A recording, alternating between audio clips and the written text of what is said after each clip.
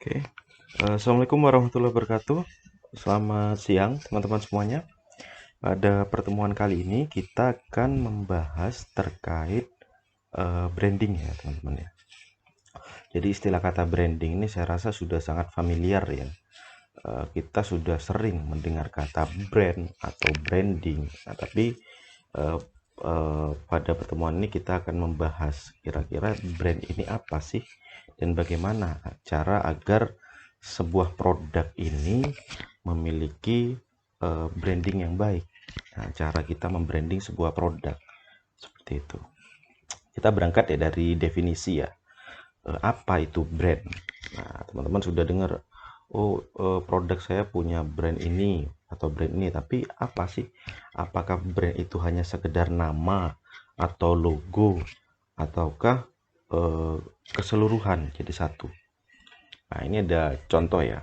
Nah, ketika teman-teman mendengar eh, merek atau kata udu-udu, nah, di benak teman-teman kira-kira sudah ada bayangan nggak itu produk apa? Nah, tentu kalau saya rasa mayoritas menjawab tidak ada bayangan, hanya sebuah kata saja. Nah, tapi bandingkan ketika teman-teman mendengar kata Supreme.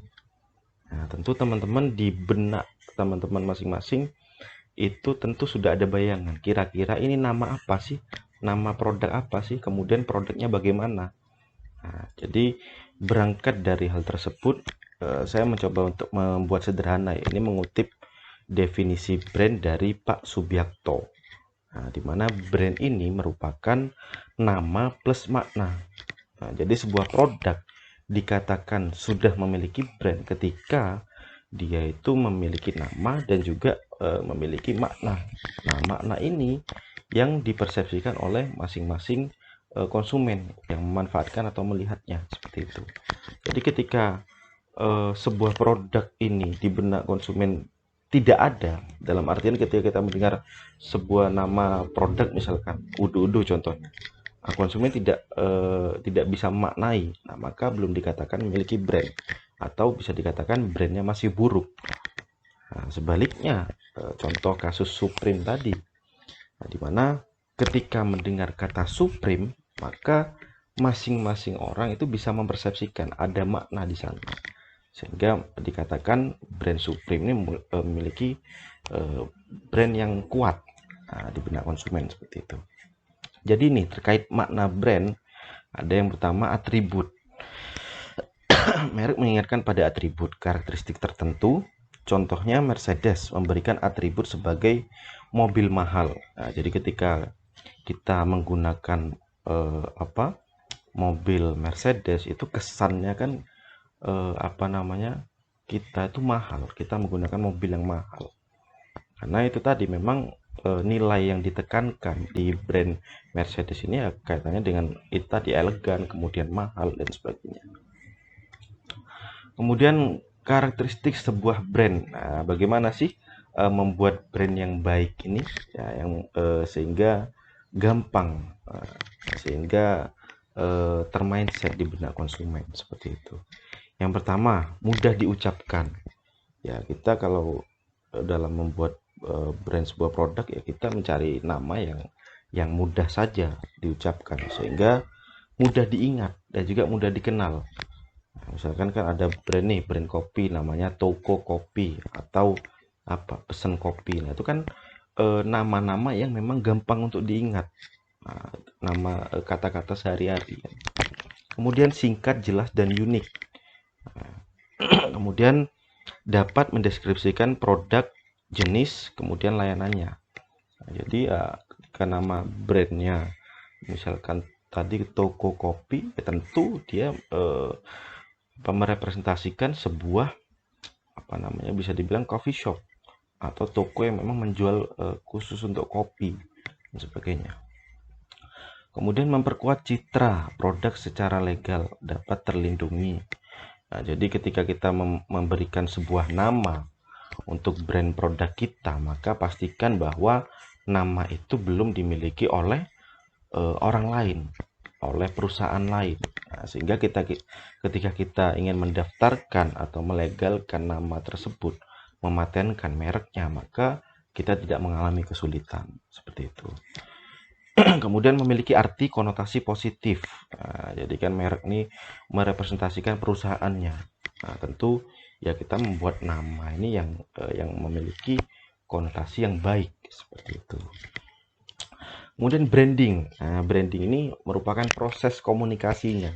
Bagaimana sebuah brand ini kita membangun brand ini sehingga dapat dikenal oleh konsumen kita.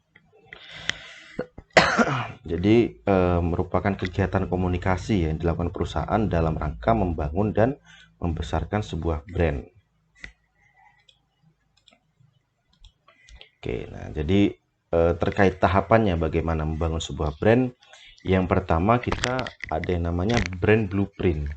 Nah, jadi sebuah produk kita ini mau dibuat seperti apa sih? Brandnya ini mau dibuat produknya seperti apa? Nah, itu kita blueprint kan. Kita deskripsikan secara rinci, secara cermat. Nah, kemudian tahapan selanjutnya yaitu brand delivery. Nah, bagaimana cara kita menyampaikan brand ini ke benak konsumen. Nah, cara kita penyampaiannya.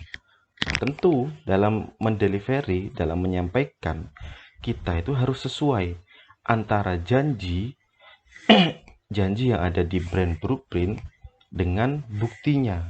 Nah, terkadang kan sebuah perusahaan atau sebuah produk ini dalam blueprintnya bagus. Oh, saya menyediakan misalkan produk makanan yang memang enak, kemudian murah, porsi banyak.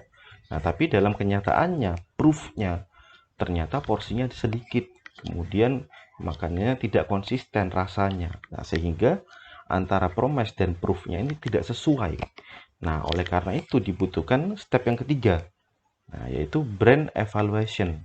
Nah, bagaimana kita mengawal, kita mengevaluasi agar delivery-nya ini menyampaikan brandnya ini sesuai dengan blueprint-nya.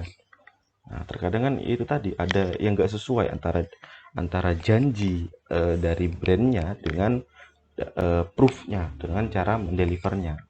Oleh karena itu penting sekali kita untuk melakukan namanya evaluasi terhadap brand kita seperti itu. Nah, ini ada quote ya. Jadi branding itu bukan cuma janji, tapi juga bukti. Nah, sejauh mana kita membuktikan bahwa apa yang kita janjikan ini memang benar.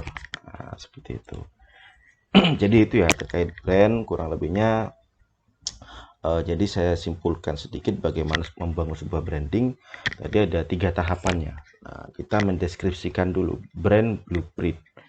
Nah, bagaimana di awal kita mendeskripsikan produk kita ini mau dibuat seperti apa sih, brand yang akan disampaikan ke benak konsumen. Kemudian setelah itu cara kita mendelivernya, brand delivery. Nah, dan itu harus disesuaikan antara janji layanan atau janji dari brand tersebut dengan deliverynya, sehingga diperlukan adanya sebuah evaluasi, brand evaluation tadi, mengawal agar deliverynya memang sesuai dengan janji sebuah brand tersebut. Nah, mungkin itu ya yang bisa saya sampaikan. Atas perhatiannya saya ucapkan terima kasih. Wassalamualaikum warahmatullahi wabarakatuh. Selamat siang.